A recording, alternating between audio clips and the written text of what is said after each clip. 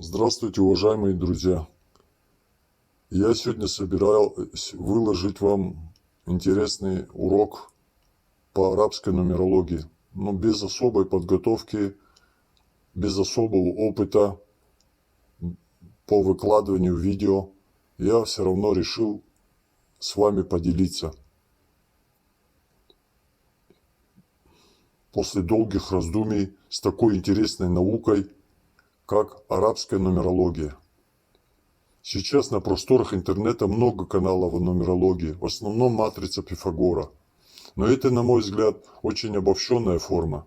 Там приводятся примеры двойки, тройки, семерки, все эти цифры, к чему они склонны и так далее, короче. Но извините меня, людей, относящихся к этим цифрам, миллионы, несколько миллиардов людей на планете. И что, у них одинаковая судьба? Нет, конечно, не может быть же у них одинаковая судьба. Ведь кто знаком с астрологией Джиотиш, знает, что даже близнецы, рожденные с разницей в 3-4 минуты, и то у них судьба совсем разная, не говоря о разных людях, рожденных в один и тот же день, в роддоме. Один ребенок, например, родился в семье богатых и очень состоятельных родителей. Он тоже родился в той же палате вместе с ребенком из обычной семьи. И что, у них будет судьба одинаковая? Нет, конечно. Еще раз повторяю. Вот поэтому нумерология тоже должна адресоваться для конкретного человека. И вот с помощью этой удивительной и секретной науки можно узнать очень много интересных вещей. Например, узнать числовое значение своего имени, имена других людей и вещей, номер машины, телефона, квартиры, много еще чего. Подходит ли имя или название объекта, будь то квартира, магазин, кафе, предприятие, название фирмы, совместимость партнеров, супруга, а также совместимость партнера по бизнесу. Подходят ли они все друг другу? Например, человек хочет открыть фирму и дать название этой компании своей. Но надо посмотреть энергетически, название этой компании, фирмы подходит, она согласуется с его именем. Они гармонируют. Если они не гармоничны, то у человека может быть со временем какие-то проблемы, трудности на работе выходить, бизнес начинает там тормозить, вязнуть где-то, эмоционально там будет преобладать что-то постоянное, настроение, усталость, вот это все будет преобладать. А чтобы был интерес дальше работать, надо, конечно, подбирать. Энергетика имен, она дает очень многое, понимаете. Если у вас, например, от рождения заложен такой потенциал, чтобы достигнуть много чего, а благодаря, в кавычках, своему имени, этого может не быть у вас, потому что имя тормозит и мешает вам, чтобы реализовать свой потенциал, данный от рождения. Вот можно узнать также, например, с помощью нумерологии, подходит ли имя ребенку. Например, родители задают вопрос, хотят знать, подходит ли имя новорожденному.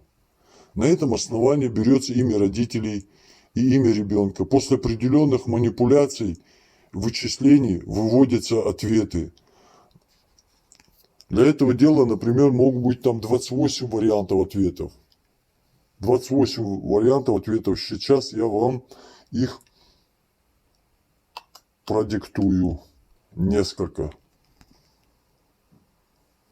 Так, я тут записал, все подготовил. Сейчас я вам прочту. Так. Вот всего 28, например. Например, первый вариант. Один вариант вышел. Такой, да. Вариант первый, да, имя очень и очень подходит для носителя. Имя будет благоприятно воздействие оказывать в его жизни. Она будет потенциалом, энергетически будет, понимаете, потенциал будет для, например, для достижения каких-то целей, для чего-то в жизни, вообще в личной жизни, это имя будет помогать ему, этому человеку, не вредить, а наоборот помогать. Второй вариант, может, имя не очень подходит человеку, просто не очень подходит написано. Третий вариант, например, имя может вызывать некоторые трудности в жизни натива, носителя этого имени. Четвертый вариант. Имя может вызывать болезни, может быть хронические даже болезни будет у человека, усталость у человека вызывать, апатии какие-то, депрессии. Четвертый вариант. Человек может быть подвержен сильному сглазу, влиянию каких-то воздействий будет. И из-за того, что имя не подходит, например, человек может быть энергетически слабым быть. Вот его можно сразу легко сглазить. Вот кто-нибудь его похвалит, он или заболеет, или что-то с ним случится. Вот, например, по поводу совместимости партнеров по бизнесу и брака. Партнеров по браку тоже можно узнать. Несколько вариантов. Я сейчас тоже вот прочту. Первый вариант, к примеру, например, я говорю, первый брак счастливый, в нем добро и благодать. Да, брак счастливый, хороший. Второй вариант, брак сопряжен с некоторыми трудностями, с недопониманием. Третий вариант, может быть, например, да, вначале хорошо в браке, а со временем, с годами у них будет разделение. Разделение как? Недопонимание, разделение. Также они могут и отдельно жить где-то сами, вот супруг с супругом. Также партнеры могут, в начале бизнес у них шел хорошо, потом уже давай, типа мы давай отделимся, у тебя пускай свое, у меня свое. Вот такое может быть. Есть там, например, вообще несовместимый вариант. Долго не уживутся, например, или какой-то фатальность какой-то вызовет, или развод вызовет. Вот. Есть такой вариант тоже. Дальше идем. Бывает у людей, когда, например, возникают финансовые проблемы, или в сфере бизнеса, на работе, в личном, или в семейном каком-то плане, да, они начинают, у них когда где-то тормозятся дела, стопорится что-то, и дела не идут вперед, друзья у них отворачиваются, все, коллектив отворачивается, везде недопонимание, как говорится, везде закрыто, везде занято, нет приема. Вот он куда бы ни пошел, постоянно на это натыкается. И он начинает думать, а может быть меня сглазили, а может быть мне кто-то недоброжелатель сделал порчу, может что-то еще, может на меня какое-то воздействие оказали. Вот. Так, дальше идем. И после этого, где тут? И после этого, например, человек обращается, хочет знать, что с ним не так. После его обращения берется его число, данные, день рождения, день запроса, его имя его родителей, и число этого дня запроса. И все, на этом, после некоторых вычислений и манипуляций, мы сразу можем получить правдивый ответ. После этого даже, например, не стоит вам обращаться к кому-то, каким-то экстрасенсам еще, что вот есть на вас порча и нету на вас порчи. Вот этот метод, он реально работает. Все. И вам, например, выйдет там духовная у вас болезнь какая-то, или просто физическая болезнь, или физический недуг, и это пройдет. Все. Можно также узнать, у кого из партнеров, супругов или оппонентов энергетически сильнее имя. Понимаете, вот бывает, например, супруга или у двух супругов бывает кто-то доминант или что-то, имя тоже влияет.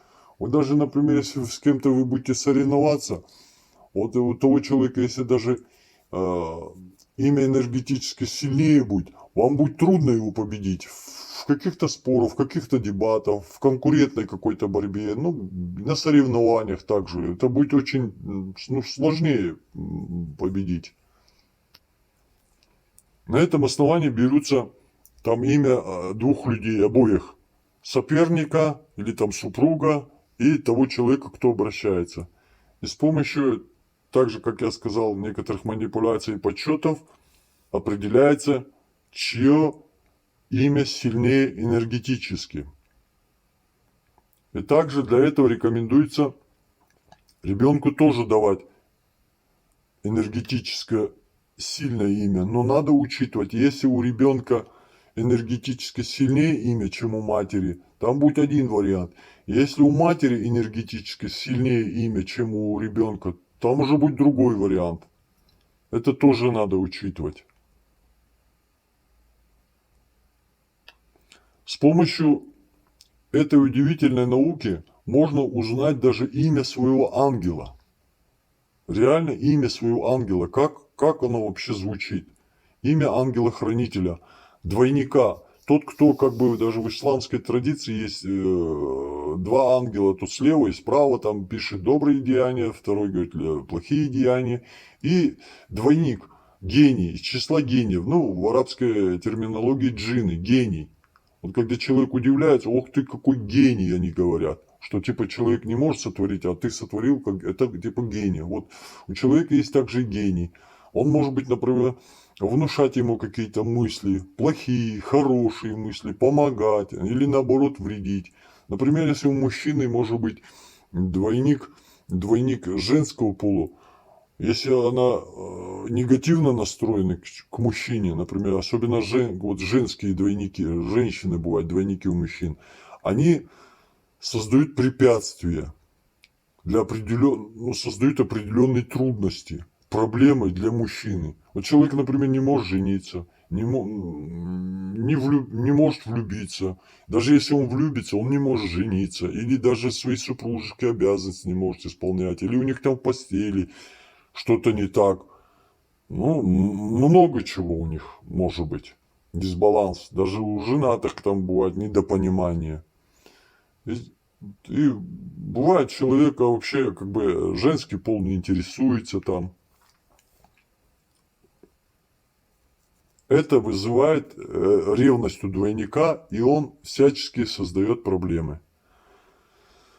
Так что у каждой вещи в этом мире имеется числовое значение и имеется свой двойник и ангел-хранитель. Например, даже даже у ручки как бы есть вот этого творения свой как бы привязан к нему определенный, например, ангел или сущность какая-то. Ну так говорят арабские мистики, суфии. У каждой вещи, даже одушевленного, неодушевленного предмета, все на этой планете имеет свое числовое значение. Вот. В этом мире при создании были цифры, потом появились буквы. А в самом начале, говорит, появился звук. Звук, ну, цифры и буквы. Вот эти три составляющие. Вот мы по сей день пользуемся таблицей Пифагора. Вы видите? По сей день. Он 500 лет до нашей эры был, Пифагор, мудрец. И по сей день люди пользуются таблицей. Уберите числа, например, из жизни людей. Все, остановится весь мир. Даже по поводу, завтра ты на работу во сколько пойдешь? Не указывая время, как люди могут собраться. Сколько ты мне денег должен, сколько вы должны заплатить. А если убрать цифры из жизни человечества, из жизни людей, то мир сразу остановится в ту же секунду. Да и часов не будет, и никто ничего не будет знать. Будет хаос.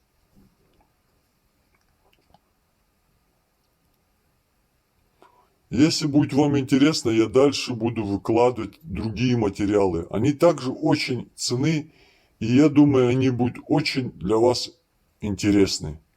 Вот, например, как составляются талисманы, как они пишутся, цифровые талисманы, что означают цифры в этих талисманах и буквы. Как составлять личный талисман для каждой определенной цели и нужды. Вот слово «шифр» переняли европейцы. Шифр, шифрование.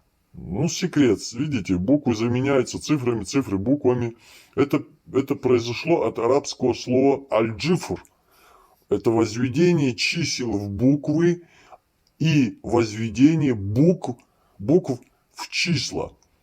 Еще раз повторяю вам, если вам будет это интересно, я также вас научу арабской земной астрологии, геомантии.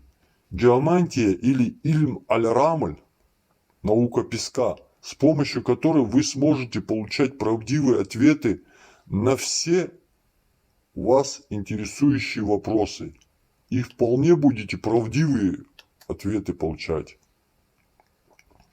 Хочу сразу предупредить, что это не для забавы, это очень серьезная тема. И ее, те вот, кто владеет этой наукой, не делятся в соцсетях, в интернете. Они передают это по наследству из поколения в поколение своим близким, своей семье держат эти секреты. Они этим зарабатывают, к ним обращаются клиенты, они этим зарабатывают. Еще расскажу о такой интересной вещи, как прекрасной, мудрой милости божественной, такой вещи, как истихара. С помощью истихара это истихар, хира, это просить добро, просить благо. С помощью истихара можно получать быстро правдивые ответы на интересующие вас вопросы, особенно когда возникает дилемма. Стоит выбор перед каким-то делом, стоит ли это делать или нет, стоит ли мне куда-то ехать, стоит ли мне это покупать, стоит ли мне покупать этот автомобиль, стоит ли мне покупать этот дом, или устраиваться туда, или выходить замуж за того-то, того-то, или принимать приглашение. Ну, на многие, банальные, насущные вопросы вы будете получать ответ с помощью истихары. На многие вещи вы можете получать ответы. Главное, когда у вас в голове созреет вопрос и станет у вас дилемма, вы не знаете, с кем посоветоваться, или вы не можете реально, вы волнуетесь, переживаете, не знаете, где получить ответ, в этот момент вам поможет истихара. И я со временем буду выкладывать разные видео по поводу истихар тоже. Там есть несколько видов истихар.